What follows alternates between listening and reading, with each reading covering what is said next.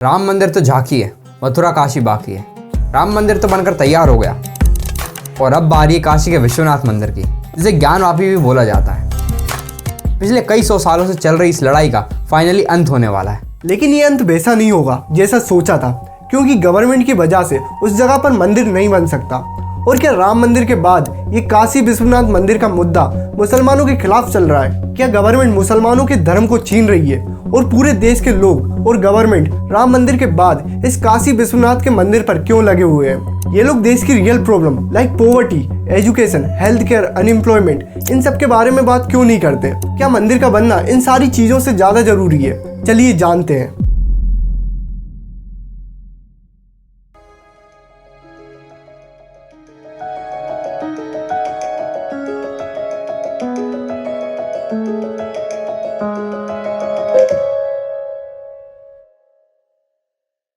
वाराणसी इस दुनिया की one of the oldest city, India का स्पिरिचुअल कैपिटल, जहां हर साल 7 करोड़ 11 लाख से भी ज्यादा लोग भगवान के दर्शनों के लिए आते हैं। और वाराणसी के काशी में काशी विश्वनाथ मंदिर, जहां पिछले 2 सालों में 13 करोड़ लोग आए हैं। यह मंदिर कोई आम मंदिर नहीं, बल्कि महादेव के 12 ज्योतिर्लिंगों में से एक है। और काशी का विश्वनाथ मंदिर इंडिया का सबसे इंपॉर्टेंट ज्योतिर्लिंग है।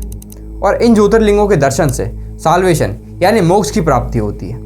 वाराणसी के काशी मंदिर का जिक्र महाभारत या रामायण में ही नहीं, बल्कि उससे भी पहले स्कंद पुराण और ऋग्वेद तक में किया गया है। कुल 18 पुराणों में स्कंद पुराण सबसे ज्यादा बड़ा है। इसके काशी खंड में शिवजी खुद बोलते हैं कि वो तो पूरी दुनिया में रहते हैं, लेकिन उनका काशी विश्वनाथ मंदिर सबसे अलग है।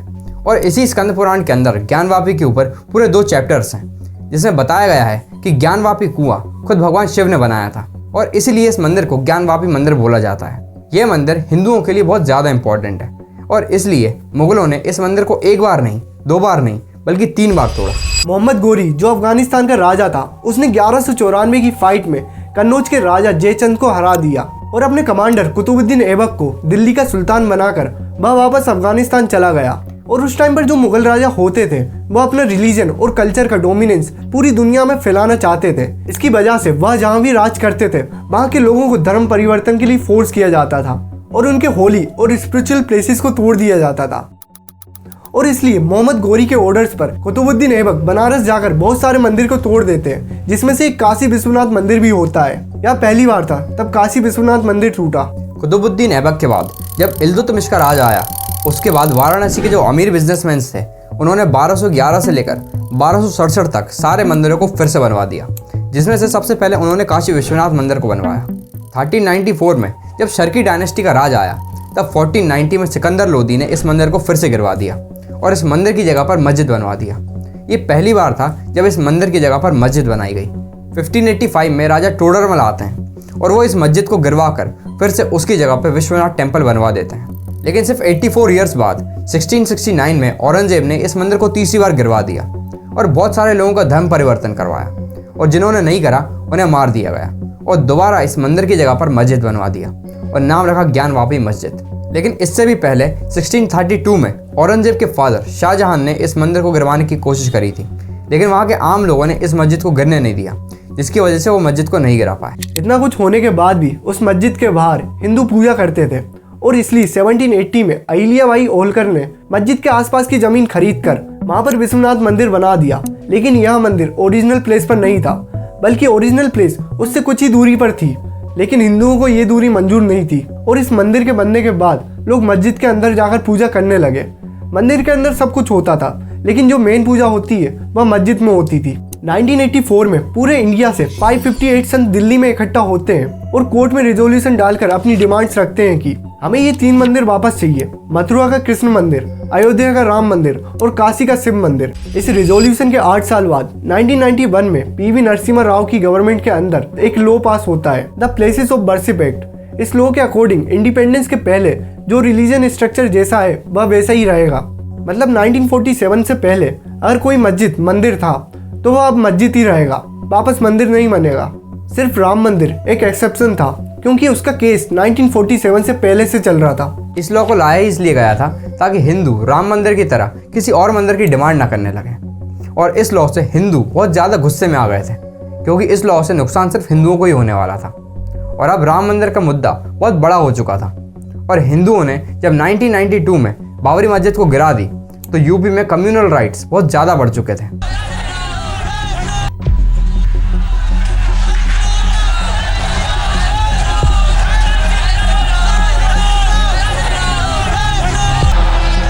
बाबर ने जो एक बार मंदिर को समाप्त करके यहाँ पर ढांचा खड़ा किया था, जिसकी वजह से गवर्नमेंट ने बाबरी मस्जिद के साथ साथ ज्ञानवापी मस्जिद में भी पूजा करने पर रोक लगा दी और the places of worship act को पास हुए एक हफ्ता भी नहीं हुआ था और काशी का केस कोर्ट में चला जाता है। और ये केस खुद भगवान शिव ने किया था, क्योंकि इंडिया में भगवान को लिविंग एंटिटी माना जाता है, जिसकी वजह से उन्हें भी इंसानों की तरह ही ट्रीट किया जाता है और इसलिए डॉक्यूमेंट में खुद भगवान शिव पहले कंटेंडर थे और जो भी भगवान का केस लड़ता है उन्हें नेक्स्ट फ्रेंड बोला जाता है। और इस केस में भगवान भोलेनाथ के 3 नेक्स्ट फ्रेंड थे, मिस्टर हरिहर पांडे, मिस्टर सोमनाथ व्यास और प्रोफेसर राम रंग शर्मा। इस पूरे केस की 3 डिमांड थी। पहला, ज्ञानवापी मस्जिद का पूरा एरिया हिंदुओं के हैंडओवर में कर दिया जाए। दूसरा, मस्जिद को हटाकर वहां मंदिर बनाया जाए। और तीसरा, मुसलमानों की एंट्री बंद कर दी जाए। बहुत लंबा समय बीत जाता है और 2021 में 5 औरतें वाराणसी के हाई कोर्ट में एक पिटीशन फाइल करती हैं कि उस मस्जिद के अंदर हमारे भगवान भोलेनाथ, माता सिंगार गौरी, गणेश जी और हनुमान जी हैं और हमें उनकी पूजा करने के लिए परमिशन चाहिए। इन 5 औरतों ने मस्जिद के अंदर पूजा करने की परमिशन मांगी थी, लेकिन इसे प्रूफ करने के लिए जो एविडेंस मिले थे उससे यह प्रूफ होता है कि मस्जिद मंदिर को तोड़कर ही बनाई गई थी। जज एडवोकेट कमिश्नर अमित कुमार मिश्रा से बोलते हैं कि आप मस्जिद के अंदर जाकर वीडियोग्राफी सर्वे करो और चेक करो कि क्या उस मस्जिद की जगह पर सच में कोई मंदिर था। और वीडियो सर्वे कंप्लीट करके कोर्ट में दे दिया गया और फिर कोर्ट में पता चलता है कि उस मस्जिद में बहुत सारे हिंदू देवी देवताओं जैसे कि हनुमान जी, गणेश जी की मूर्ति, बहुत सारी सिबलिंग्स, पिलर्स पर त्रिशूल के निशान, लोटस के निशान, स्वास्तिक, ये सब पता चला। लेकिन मेन एविडेंस था वासु खाने में शिवलिंग का होना। वासु खाना वो जगह है जहाँ नवाजी नमाज पढ़ने से पहले अपने हाथ पैर धुलते हैं और मुस्लिम साइड का कहना था कि ये कोई शिवलिंग नहीं है बल्कि फाउंटेन है। और ये उनकी सबसे बड़ी गलती थी, क्योंकि फिर कोर्ट ने बोला कि साबित करो कि ये फाउंटेन है। फाउंटेन में तो पानी निकलता है, लेकिन मुस्लिम साइड ऐसा कुछ भी नहीं कर पाई जिससे ये प्रूफ हो सके कि ये एक फाउंटेन है। और इस टॉपिक पर डिबेट चालू हो गई और उसके बाद कोर्ट ने ऑर्डर दिया कि सबसे पहले तो वासु खाने में हाथ पैर धुलना बंद किया जाए और उसके बाद पूरे मस्जिद के ASI सर्वे का ऑर्डर दे दिया गया। इस पूरी डिबेट से हुआ ये कि जिन हिंदुओं को नहीं पता था कि शिवलिंग वासु खाने में है, अब उन्हें भी पता चल गया था। और ये चीज़ हिंदुओं को बहुत बुरी लगी कि उनके भगवान की शिवलिंग वहाँ रखी गई है जहाँ पर हाथ पैर धुले जाते हैं। और इसके बाद ये मुद्दा बहुत गर्म हो गया और सिर्फ 92 डेज के अंदर ASI ने अपनी रिपोर्ट कोर्ट में 18 दिसंबर 2023 को सबमिट कर दी और 25 जनवरी 2024 को कोर्ट ने दोनों पक्षों को ASI की रिपोर्ट की कॉपी सबमिट करी और फैसला हिंदू के पक्षों में दी कि ज्ञानवापी मस्जिद में अब पूजा करी जा सकती है और हिंदुओं को ब्यास का तहखाना, जो कि एक रिस्ट्रिक्टेड एरिया था, उसके अंदर भी पूजा करने की परमिशन मिल गई है। लेकिन वह कौन से सबूत हैं जिसे पढ़ने के बाद कोर्ट ने तुरंत हिंदू के पक्ष में डिसीजन दे दिया। पूरे ASI सर्वे में 50 से भी ज़्यादा मूर्तियाँ मिली हैं, जिसमें से 15 शिवलिंग, 3 गणेश जी की मूर्ति, 2 कृष्ण भगवान जी की मूर्ति, 3 विष्णु भगवान जी की मूर्ति और 2 नंदी जी की मूर्ति थी, जिसे ASI ने कंफर्म कर दिया कि एक टाइम पर यहाँ पर पूजा होती थी। अब ये मंदिर था कि नहीं, इसका जवाब ASI ने अपने रिपोर्ट के सेकंड प्रूफ में दिया है। जो दूसरे सबूत ASI ने दिए वो थे पिलर्स। ASI की रिपोर्ट के अकॉर्डिंग मस्जिद की जगह मंदिर होने का सबूत मिलता है पिलर से।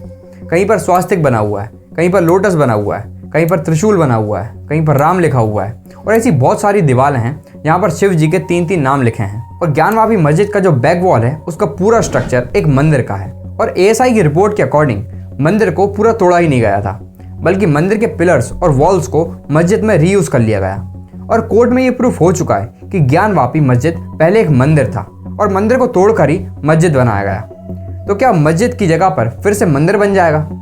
शायद नहीं, क्योंकि प्लेसेस ऑफ वर्शिप एक्ट के अकॉर्डिंग भले ही ये प्रूफ हो चुका हो कि ज्ञानवापी एक मंदिर है, लेकिन अब वहाँ पे मंदिर नहीं बन सकता। इस लॉ का बेसिक मतलब यह है कि 1947 से पहले आपके साथ जो कुछ भी हुआ है उसे आप भूल जाइए और जो आज है उसे एक्सेप्ट कर लीजिए, वो चेंज नहीं होगा।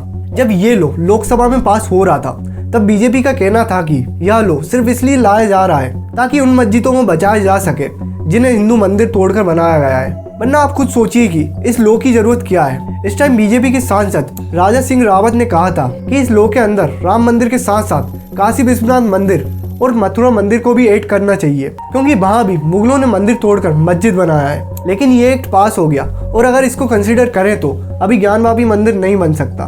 लेकिन आप सबके दिमाग में एक बात तो आ रही होगी कि क्या हम ऐसे मंदिरों पर क्लेम करते जाएंगे? क्या हमारा राम मंदिर, काशी मंदिर, मथुरा मंदिर, इन सारे मंदिरों के लिए लड़ना सही भी है, या फिर हमें सोसाइटी के और भी इंपॉर्टेंट सिनेरियोज को देखना चाहिए, जैसे unemployment, standard of living, poverty, inflation, या फिर मंदिर का बनना इन सबसे ज्यादा जरूरी है? और पहले राम मंदिर, अब ज्ञान वापी, क्या हिंदू मुसलमानों के खिलाफ जा रहे हैं? वेल, ऐसा बिल्कुल नहीं है। ये जितनी भी नफरत फैलाई जा रही है, इसका कारण है दोनों धर्मों के पॉलिटिकल और रिलीजियन ग्रुप्स और उनके लीडर्स। ये दोनों साइड से एक दूसरे के धर्मों को गलत बताने में लगे रहते हैं, जिसका अल्टीमेट गोल होता है वोट खरीदना। एक कम्युनिटी के लोगों को खुश करके उन्हें अपनी तरफ अट्रैक्ट करना सबसे आसान तरीका है, जिसका सबसे बड़ा सोर्स है न्यूज़ मीडिया। आए दिन आप धर्मों के नाम पे जो डिबेट देखते हो, रिलीजन के नाम पे डिबेट देखते हो, इससे कितनी ज़्यादा नफरत फैलती है। ये पॉलिटिकल लीडर्स अपनी बातें कितने ज़्यादा लोगों तक पहुंचा देते हैं, क्योंकि न्यूज़ चैनल्स की सबसे ज़्यादा टीआरपी इन्हीं सोर्स से आती है। और ये सब जो हो रहा है मुस्लिम के अगेंस्ट में नहीं है, बल्कि मुगल्स के अगेंस्ट में है। बेसिकली इंडिया से मुगलों की आइडेंटिटी हटाई जा रही है, और ये सिर्फ मुगलों के साथ ही नहीं, ब्रिटिश के साथ भी है। इंडियन पार्लियामेंट ब्रिटिशर्स ने बनवाई थी ताकि सालों सालों तक इंडिया की पॉलिटिक्स ब्रिटिशर्स के बनाए पार्लियामेंट में हो सके। और इंडिया पहला ऐसा देश था जिसने अपनी पार्लियामेंट को चेंज करा। और ये सब ऐसे ही नहीं करा गया, बल्कि इंडिया से हर उस चीज़ को हटाया जा रहा है जो गुलामी का सिंबल है। इलाहाबाद का नाम बदलकर प्रयागराज कर देना, मुगल सराय जंक्शन का नाम बदलकर पंडित दीनदयाल उपाध्याय जंक्शन कर देना, फैजाबाद का नाम बदलकर अयोध्या करना, ये सारे स्टेप्स मुस्लिम के खिलाफ नहीं है, मुगलों के खिलाफ है, जिन्होंने हमें लूटा था। और मुस्लिम्स भी इंडिया के कल्चर का बहुत बड़ा पार्ट है। इंडिया एक सेकुलर कंट्री है जहाँ हर धर्मों के लोग रहते हैं। हिंदू, मुस्लिम, सिख्स, क्रिश्चियंस, बौद्ध, जैन्स, आदिवासीज, और ये सब हमारे कल्चर का बहुत बड़ा हिस्सा है। और कल्चर ही देश की आइडेंटिटी होती है। जिस दिन कल्चर नहीं रहेगा, उस दिन देश की आइडेंटिटी भी खत्म हो जाएगी। और अगर आप इस वीडियो को अभी तक देख रहे हैं तो चैनल को सब्सक्राइब करना ना भूलें। जल्द मिलते हैं अगली वीडियो में। धन्यवाद।